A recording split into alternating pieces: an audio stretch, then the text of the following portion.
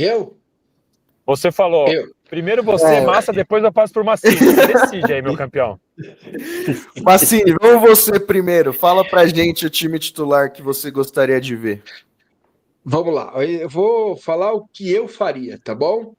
Que é para receber bastante cornetagem aqui do pessoal do chat, para o pessoal ficar bem bravo, entendeu? É o seguinte: esquema tático 3-4-3, tá bom? Goleiro Everton, três zagueiros Giai, Gomes e Murilo, os dois alas Alan pela direita, pela esquerda Piquerez, aí eu escalaria no meio o Martínez, o Rios e o Estevão, Paulinho e Vitor Roque. Esse seria o meu time para enfrentar o Porto nesse início de Copa do Mundo de Clubes da FIFA, tá bom? E você, Danilo? Eu faria muito parecido com uma troca, que talvez eu também seja cornetado.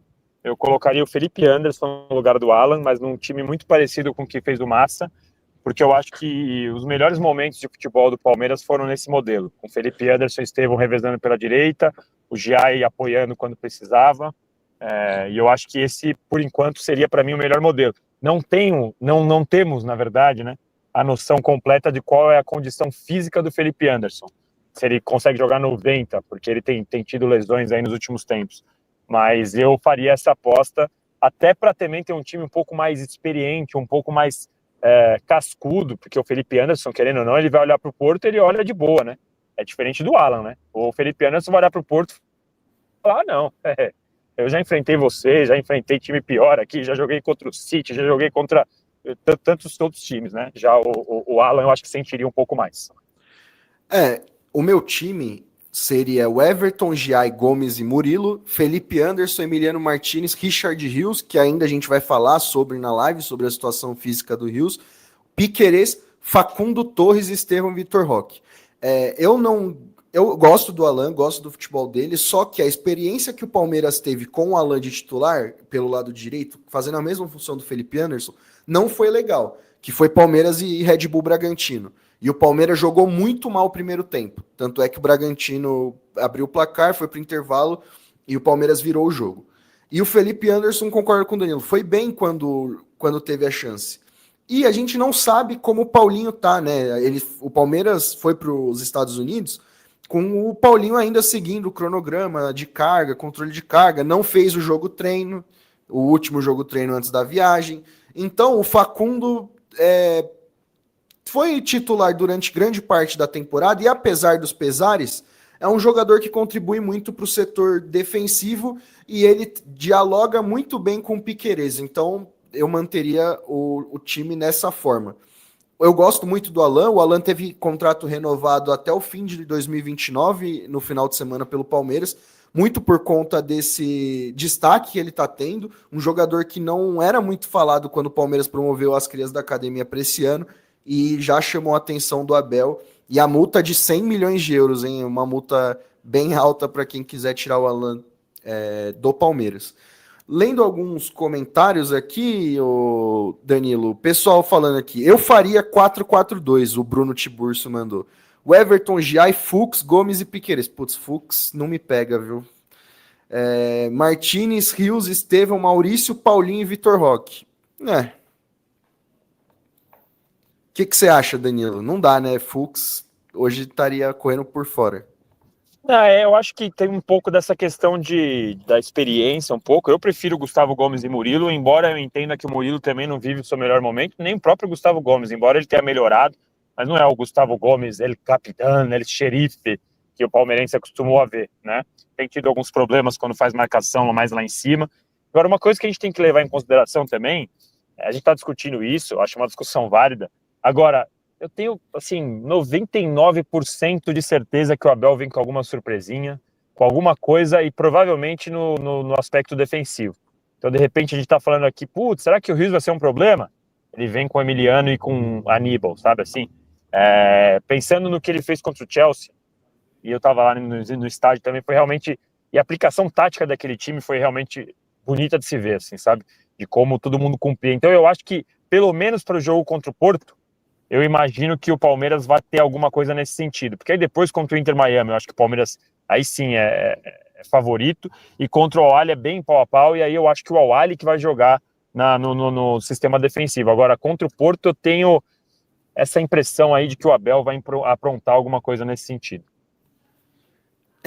O Abel nas preparações, ele prioriza quem tá com o grupo desde o começo, né? A gente viu na final do estadual que teve a data FIFA entre os jogos e ele acabou surpreendendo com o Aníbal Moreno no time titular, algo que não vinha acontecendo. Você também acha, Massa, que pode ter uma surpresa no caminho aí? Eu acho que pode. Talvez o Palmeiras jogue com Marcos Rocha, Giai, Mike, Vanderlan e Piquerez, que aí a internet quebra, pira. Certo? Não, tô brincando, gente. Calma, tô brincando. Eu acho que pode, faz sentido o que o Murilo tá dizendo, o que o Danilo tá dizendo, né? Faz todo sentido, pensando no Abel. E no primeiro jogo contra o Porto, né, que é ter um time um pouco mais cauteloso diante de uma equipe que marca muito saída de bola, né?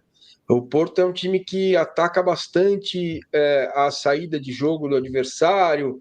Não dá para. Eu não tenho hoje, não diferente do Danilo, eu não faço a menor ideia do que o Abel vai fazer nesse primeiro jogo.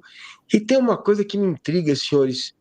Que raios acontece com Paulinho e Felipe Anderson que não conseguem jogar? Porque era para os dois estarem decidindo os jogos para o Palmeiras. Para isso foram contratados. Não dá também para a gente normalizar isso, achar que é normal. Um não joga, é o pubis, o brinco que pôs na orelha, outra cirurgia que não ficou bom, ou ficou bom e não tá legal, ainda tem dor. Você entende, cara? Eu acho que eles foram contratados para isso, para esses 3 jogos que o Palmeiras vai enfrentar, né? Não, e algo que é curioso, até nas escalações que a gente falou aqui e algumas que eu tô lendo no chat, é que o Rafael Veiga não aparece, né?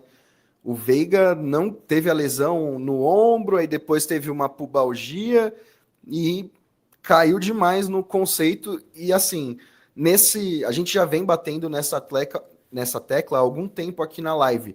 Nessa formação que o Palmeiras se encontrou no ano, não tem espaço para o Veiga jogar. E o jogo que o Abel tentou colocar o Veiga para fazer parte, o Palmeiras foi muito mal, que foi contra o Cruzeiro, que o Veiga joga como titular e ele estava perdido. Então, o Abel tem que trabalhar bastante nesse período até a estreia, que já é domingo, né? Então, é um período de tempo muito curto para resolver essa questão. E a gente vai falar agora sobre outro tema, viu, Danilo? E Massini, que está preocupando o Palmeiras para essa estreia, que é o caso do Richard Rios. O Richard Rios está com a seleção colombiana nessa data FIFA e ele provavelmente vai ser desfalque hoje no jogo contra a Argentina no Monumental de Núñez. E quem falou isso foi o próprio técnico da Colômbia, o Néstor Lorenzo, falando que o Rios sentiu uma dorcita, né, Danilo? Sentiu uma dorcita e... Dolorcita. Uma dolorcita e vai poder ficar de fora. Inclusive, a Colômbia já até convocou um outro meio-campista, um jogador do América de Cali, porque a situação do Rios parece que é um pouco mais complexa. Mas assim, o Danilo tem uma opinião, né, Danilo, que você me falou ontem. Eu queria que você falasse um pouco sobre essa situação do Rios e depois, Massa, você também disserte um pouco sobre o que você sabe sobre o Richard Rios. Os caras insistem em entregar nos bastidores e o Massini. O jovem não sabe o que está acontecendo, né? O perigo que tem, né? Falei na resenha, mas é uma verdade, eu posso falar aqui. Eu acho que o Richard Rios deve ter sentido o músculo um pouco mais pesado, sentido um cansaço, sentido alguma coisinha nesse sentido. E aí ele falou, eu que não vou colocar o Mundial em risco. A Colômbia joga já contra a Argentina, se eu não me engano, às 9 da noite, né? A gente vai ter uma noção melhor para saber se ele vai estar no banco, se ele não vai estar. O fato é que ele não foi desconvocado, ele não foi cortado, mas a partir do momento que o técnico chama outro jogador, é porque não é algo simples, né? Não é algo que assim, não, faz um gelinho e vê amanhã o que está acontecendo. Então eu acho que ele deve ter visto ali o risco de perder o Mundial E, querendo ou não, a Colômbia ainda tem mais 2 rodadas para garantir uma vaga na Copa, provavelmente vai garantir, porque já tem Chile e Peru praticamente eliminado, e Bolívia também, né? Então é bem provável que a Colômbia esteja. E aí ele olhou e falou, não, melhor eu garantir o Mundial, mas isso aqui é só um achismo mesmo, não é informação, não é nada. É uma dolorcita, que é uma precaução, né? É aquela história. Sabe aquela história assim, se amanhã fosse a final da Copa do Mundo, essa dolorcita não ia existir, entendeu? Eu acho que é por aí. Eu tenho essa impressão.